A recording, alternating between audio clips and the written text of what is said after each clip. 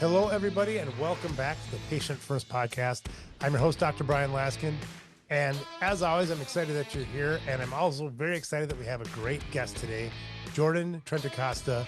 Jordan has 11 years of healthcare operations and technology experience in the DSO space. Her specific area of focus has centered around data analytics, technology integration, and M&A.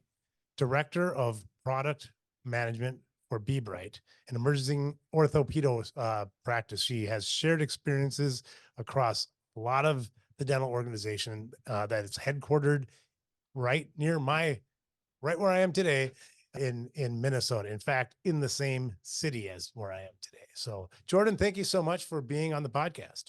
Yeah, thanks for having me. Yeah, you and I have a lot of shared odd passion for data in dentistry, I would say. Is it odd? Yeah, I think it is. You don't think it's odd? No, I do. It's very uncommon. Oh, you do think it's odd, but vitally important. I want to talk a little bit about, because you've been in operations and now you're working with beBright. How do you feel that data is important to the day-to-day operations of a dental practice? It's probably the most important thing other than patients coming in the door. I think it's really important to be able to measure what you're doing and see where you can improve. That goes as far as like operational content, but also NPS scoring and what your patients think about you and whether they're coming in or not. I think there's a lot of missed data as far as like claims are concerned. And again, the NPS that people don't really pay attention to. I feel like a lot of DSOs focus on the operational data, which is hugely important, but I think a lot of them are missed. What do you think is if you had to say, put your finger on it and say, this is the number one thing that DSOs could be looking at to change, to help grow their practices? Honestly, it's a lot of patient experience focus. In my experience, a lot of the DSOs will just go for NPS score. That's like a widely accepted number, tells you how you're doing, but there's not really any takeaways from it. So if you tend to add in like more custom questions that kind of, if you decide what your patient experience, patient journey should be, and someone comes in the door, they're supposed to be greeted, whatever your organization has, this is what's supposed to happen when you walk in the door.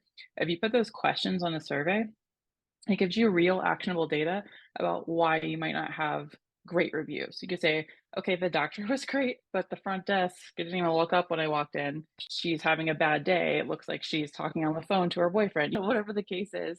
And those are things you may not know because it didn't bother them enough to leave a bad review or something. But saying like, no one walked me to the back, that's a big deal. Somebody called their name from the door and then just walked off. I don't know where I'm going. I don't know which operatory I'm supposed to go to. So I think a lot of it is patient experience focus that we're missing out on for the growth, because you can throw money at marketing all day. You can try to improve your production every day, but unless the patients are happy and they trust you, like, you're wasting your time. Yeah, I completely agree. And I have this opinion that I'd like to validate with you, because for me, it's an opinion. You actually have analyzed the data on this, or maybe not on this specific aspect. You do an NPS scoring from 0 to 10. The person that gives you a 1 is probably just, there's a highlight. There's 7 jerks walking around planet Earth at any one time, as Jim Rohn says, but you run into them all the time, right? And they'll give you a 1-star review. But the ones that give you like a 6 or a 7 and then give you feedback, in my opinion, those are the ones that like really my ears perk up, because it's probably somebody that wants to give you a 10, but they're telling you why they had a negative experience. Would you validate that or Yeah, discount it? absolutely. I feel like I tend to ignore, well, I look at obviously Google, so like 1 to 5 stars, but I tend to ignore the super high and super low because of that. So like people automatically leave a 1 when they're having the worst time ever or the bad day or whatever the case is. And 5 stars is like, yeah, it was okay. I don't feel like giving you feedback. So here's your 5, or because you asked for a 5-star or whatever the case is in that scenario. But where the real stuff happens is like honestly, for me, it's like the 2s and 3s. Like, how can I improve? It's very almost 1-star, but here's what you did that was okay. So knowing that information is great. And then personally, when I'm looking at reviews or scores or anything, I'm looking at all of the bottom ones and just trying to see if there's anything that's in common in all of them. So there's merit there. Because obviously there was this one, the place I worked, and a patient, when I was an office manager, and the patient left a review saying, I went in for my free cleaning and they tried to charge me $1,000. And it's, come on, guy. Like, very well, you got diagnosed with an SRP and you had to do all this other stuff and you don't qualify for your free cleaning. but no one counsels them on insurance like they should from the insurance side. So they just come in saying, I get 2 free cleanings a year, but they don't explain that. And obviously with HIPAA, you can't go back on the review and respond and say, actually.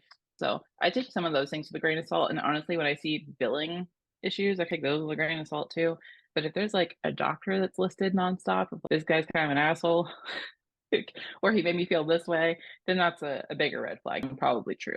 Whenever I see like a common theme and negative reviews, I tend to believe them. Yeah.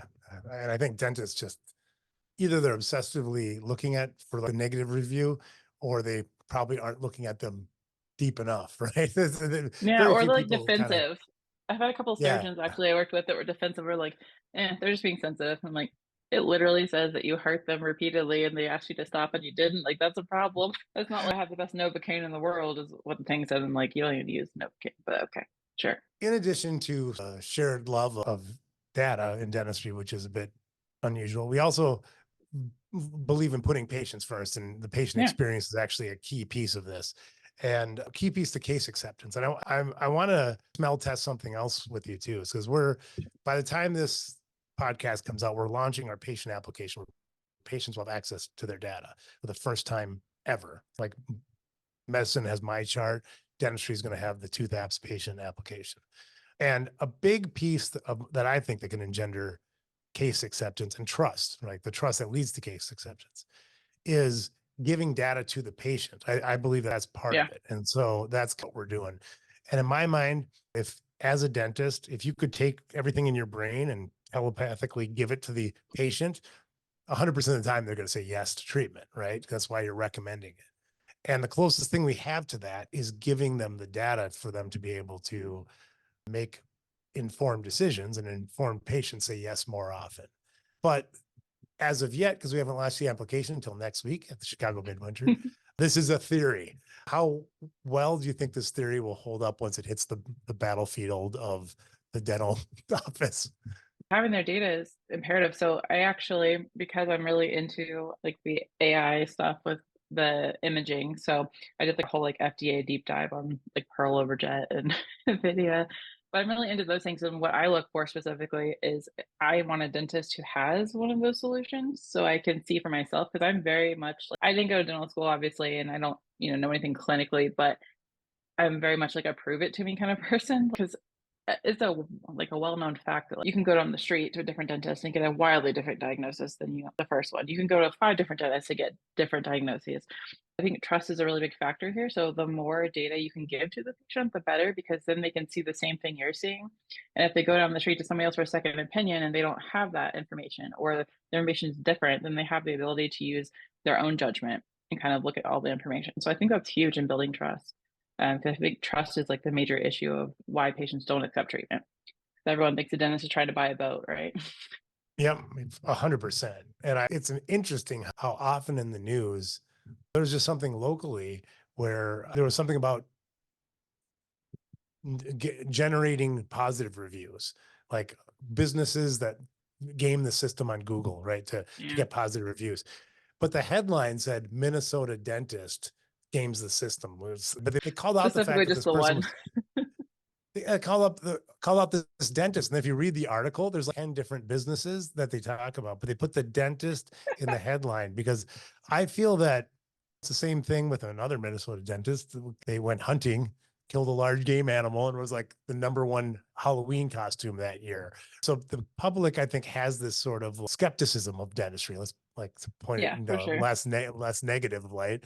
And so anything that we can do to give them the information, have transparency and gender trust, I think will get more patients to say yes. So where do you think we're going? Do you think that AI and large data will make it so that the treatment planning pieces will be more, because as a dentist, I feel like there's not as much variation as most people think. It just comes down to communication styles.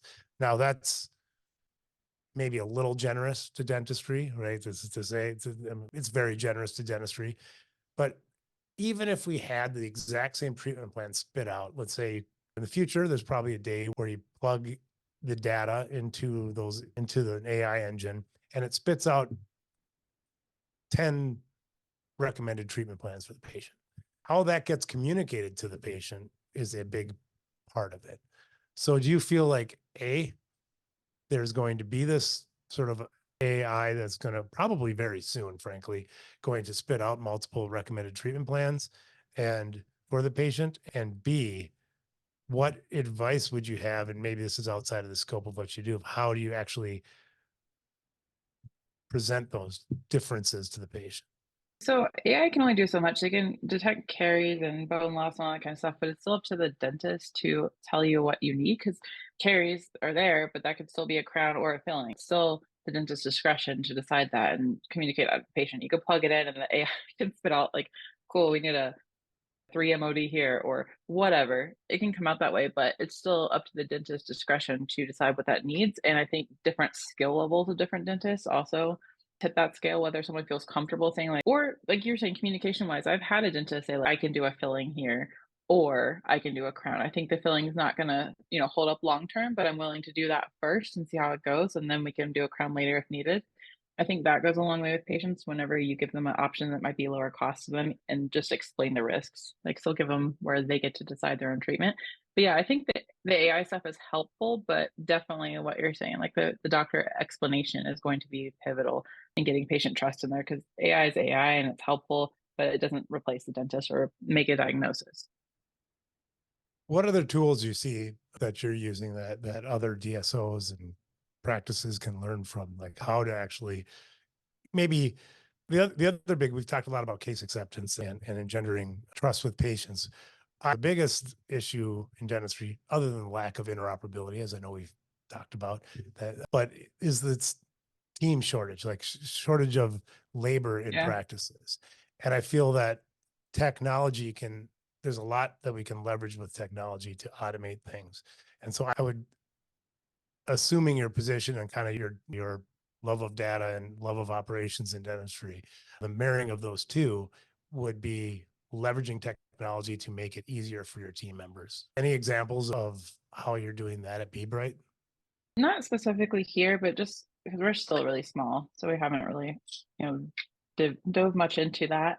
But in my past life, so there's been more like call centers, like people helping, like live chat, things like that. That's really helpful so that you can relieve the burden on the front desk because it's like I would rather them be present in the moment and talk to the patients who are there than be answering phones and trying to schedule appointments and figure out insurance and all that stuff.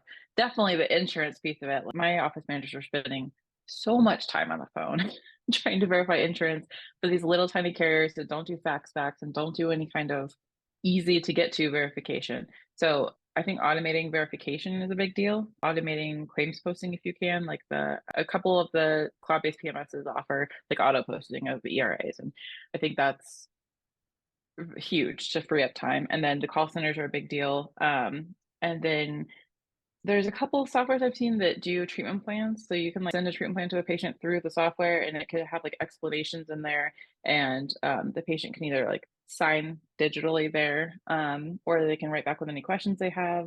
So any kind of way, and online scheduling too frees up a lot of time. So anytime you can make the everything burden wise easier on the office and the patient is a win. But just for like office flow, definitely any kind of automation for things that don't need a human.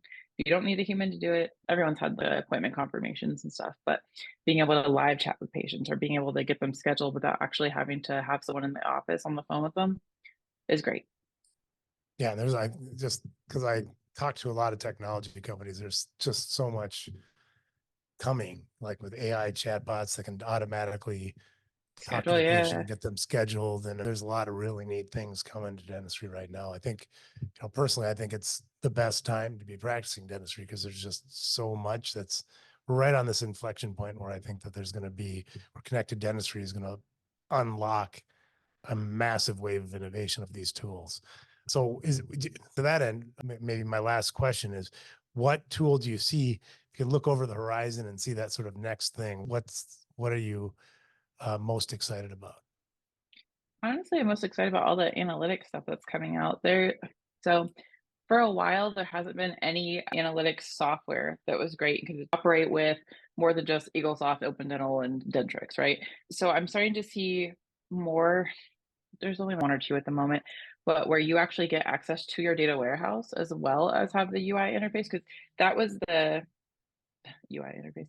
That was the issue, is like you had to choose between having a custom warehouse essentially where you have access to your data and you can query it yourself, or having a user interface solution that showed, you don't have to build it yourself. So now we're starting to see some hybrids where you have a Power BI interface available, but you also have access to your data, because as patients need access to their data, DSOs need access to the data as well. And if you rely on outside analytics platforms, you typically don't have access to your data. And like, for example, at my last company, we used an analytics solution that was just analytics and no access to the data. And I know SQL and I know how to build Power BI dashboards and all that kind of stuff, but I wasn't able to do it myself. So instead, I had to put in a ticket and wait 4 to 8 weeks for a dev team to write stuff that I know how to write, just because I don't have access to the data and I can't look at it myself. So I think we're starting to see more hybrid models where you can access your own data and do whatever you want and build your own queries, but then you also have like out of the box solution that's available now, and then you can edit it as you want to, which is great. It's like you just talked about Toothapps Insights, because that's what we do. You didn't even know that, but we have custom I dashboards now where you can, you can plug in all of your data sources. We have over 100 KPIs that you can basically create your own dashboards with. And it doesn't matter where, because we normalize all the data, and we can. And if you have a KPI that you want us to build, as long as you can point us to the source, we build the KPIs for you. And I think another thing that's coming up that I forgot to mention, sorry, is the ability to have more than just PMS data sources as well, because that's a big one for especially larger DSOs are starting to want to integrate like their payroll or finance. Like I've seen a couple that do Agent Act or QuickBooks and get that in there as well. So you can have like a P&L that's connected to your PMS data as well, which is super interesting. And so Google reviews going in there, those kind of things. So there's a lot more data points that are out there. And I'm starting to see more and more groups want to integrate those as well, instead of just PMS data. It tells most of the story, but not everything. That's basically why we built Insights, was that when I sold my practices to a large DSO, they were talking about my EBITDA and I had no idea how profitable I was. I had none. And like meeting with my accountant to go over my P&L was probably my least favorite hour of my quarter, because I don't read P&Ls. So I wanted to build a system that like people didn't have to sell their practices to know how profitable they were. You can see on the graph what's the profit equals income minus expenses, and dig deep. So we have a shared perspective on that being, although it's not coming, that's not over the horizon, that's available today.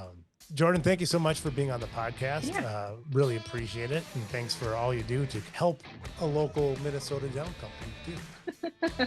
Yeah, thanks for having me. I had fun.